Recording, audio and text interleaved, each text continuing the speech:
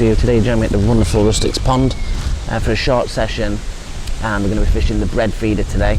It's quite cold, it's quite windy, and this is the time of year that I like to use the bread feeder.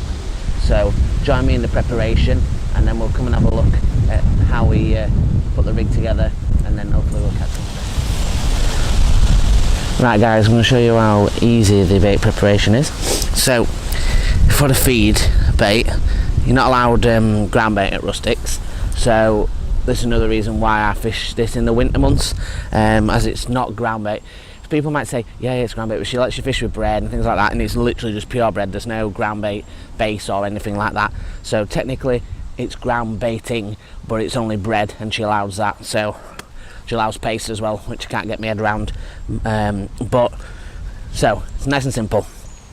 All this is blended bread. It's fresh bread as well, not dried bread. That's really important for this. So what I do is I get the cheapest loaves, white loaves that you can get for the base, and then I have the trusty Warburton's toasty for the bait, which we'll go into. So all I've done, there's some more in the bag, but I've done 2 loaves, about 16p a loaf or something crazy like that. I've taken the crusts off and I've put that through like a general household mixer, which just whiz it up, and that's it really. It's dead easy. There's nothing else to do with it. People may add flavourings and stuff like that, but at winter fishing I try to keep it as simple as possible, and really it's just about getting the right consistency.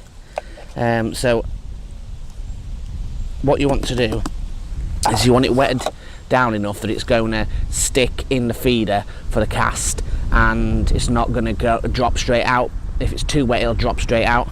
If it needs to be that in-between texture, which we'll go into. Firstly, I'll say it's not the best method for huge venues. In regards to depth, 3 foot really, maybe 3.5 foot is about where you want to be with this. This Rustics is about 2.5 foot most of the places in here, which makes it a really good bait. I mean, it's really good in summer as well if you're throwing it up to short chuck to an island. It's also really good. So we start off, just put a little bit of water in first, and you see straight away it clags up and comes together really easy. You don't need to mix it and riddle it and stuff like that like you do as a ground bait. You want it to come together almost like a paste.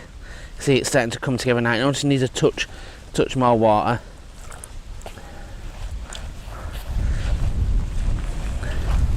And you see it's come together now. Like so, you could break it, put it in a ball, and when it hits the water, it absolutely explodes. What I'm going to try and do, in fact, is I'll put a little bit of water in this bait tub, and we'll grab a little bit, and we'll bring that up to camera, and you can have a look.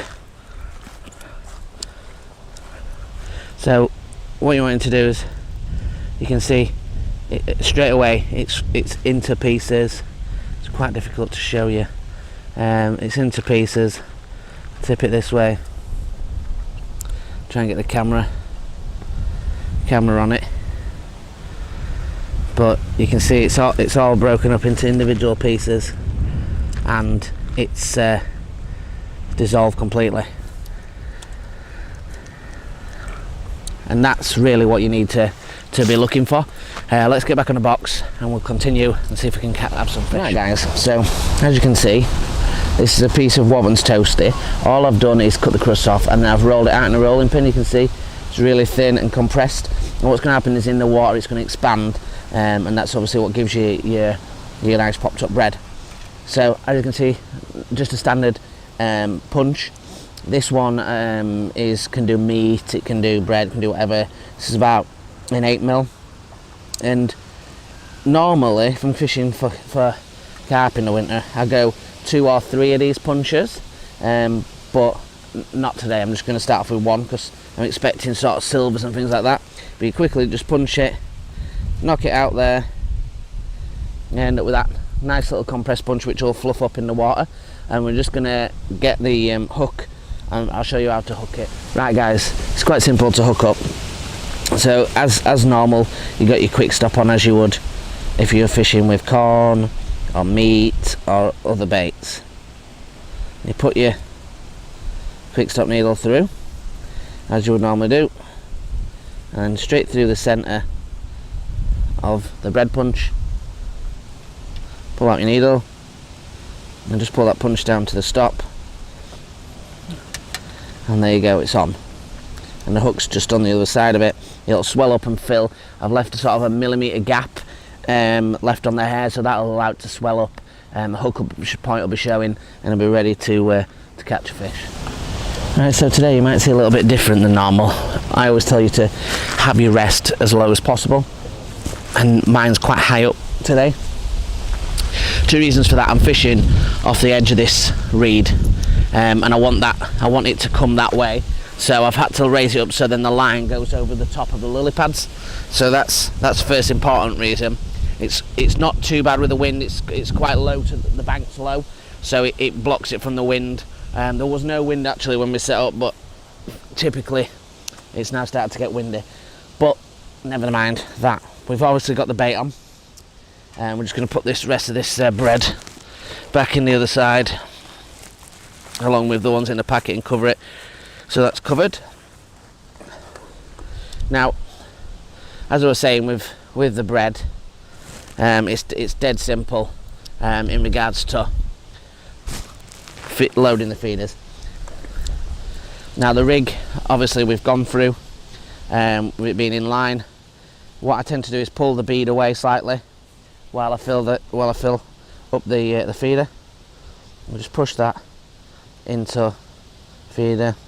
It's like a lovely now bread paste, and that will, trust me, when it hits the water, by the time it's got to the bottom, it will pull out all that bread and be ready to fish.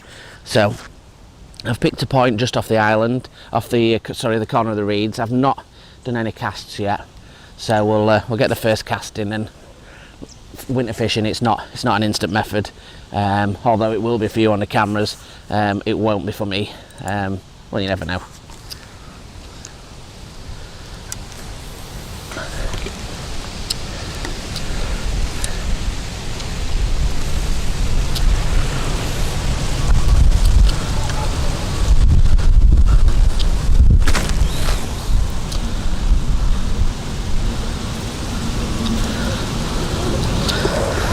The line's tight now and we're ready to fish, and as I said to you before, winter fishing is not usually a straight away kind of fishing where it's off the rest first cast. A lot of the time you have to sort of sit and wait.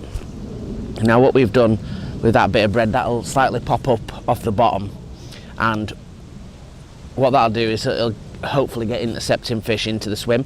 If I find that we get liners and we're not having as much fish, or if I look any, then what we'll do is we'll put a small number 8, probably about an inch or so behind the hook, and that'll just allow it to pop up an inch, and it'll just be off bottom rather than be up sort of 6 inches as the hook link is.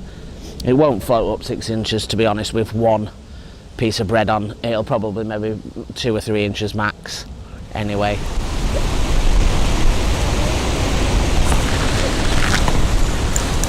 We're into the first fish of the session. Only a small fish. Feels like a little skimmer or a roach.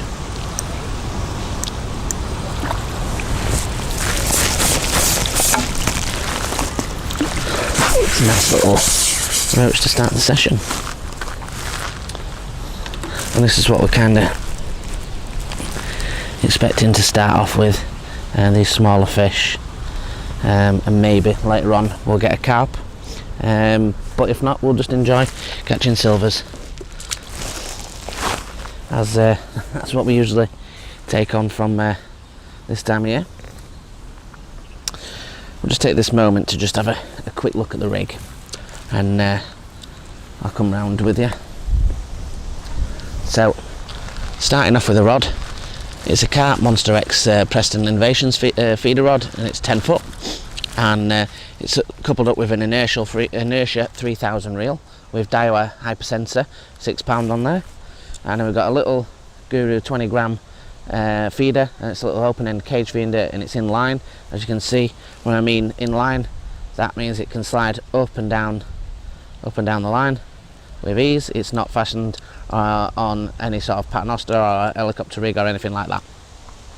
And in the hook link at the moment, we've got around sort of 6 inches, and with a KKMB size 18, and it's got a little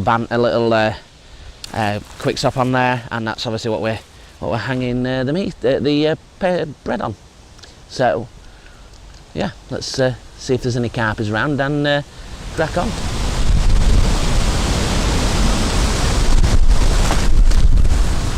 We're into another fish. That one a nice bite. This feels like a skimmer.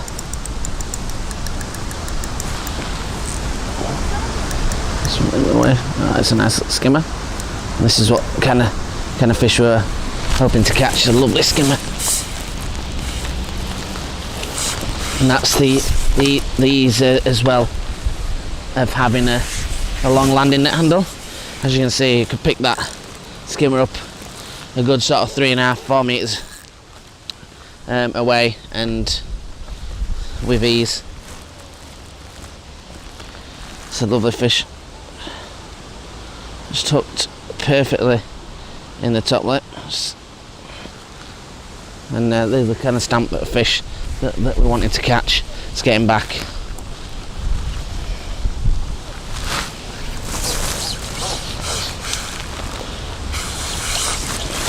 Quick to note before I cast back in is that this time of year you don't want to be feeding too much bait. This is why I like to use the bread feeder, because it just dissipates to pretty much nothing. But even so, I will sit on it about 10 minutes before I recast, obviously if it's in the right place, and that's essential really for not overfeeding it. If the fish are really having it, then you will be recasting, and that's just part of the game. But if you can help it, just sit on your hands for sort of 10 minutes or so, and you know, you'll probably have a better session, and you'll end up not overfeeding it.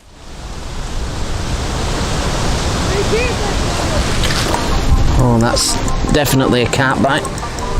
He's gone straight underneath that lily pad. Let's see if we can put a bit of strain on him. We've got him out into open water. Tighten that clutch on him a little bit. That was a great bite, and he's still not finished yet.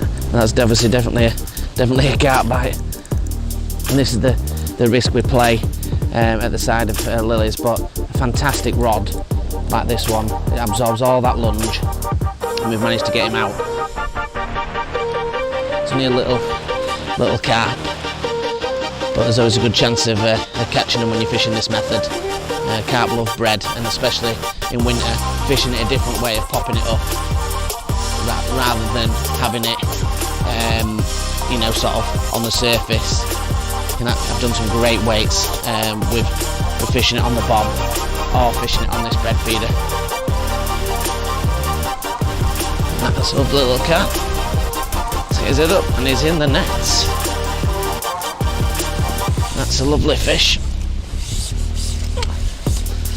And definitely a welcome fish in this cold weather. Let's get him unhooked. And again, with that little bit of a change of putting the little bit of shot has brought us those 2 bites in relatively quick succession. Let's pull that fish up. That's a beautiful winter carp. Absolutely freezing cold. Let's get him back in the water as fast as we can.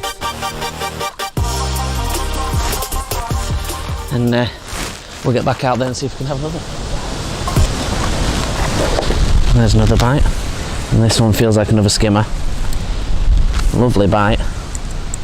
Confident skimmer bite, and we've got that very positive rig now that we've got the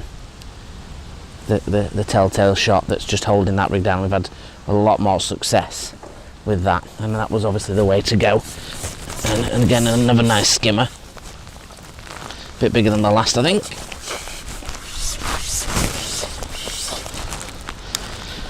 Just unclip that rod. Oh yeah, it's a nice skimmer.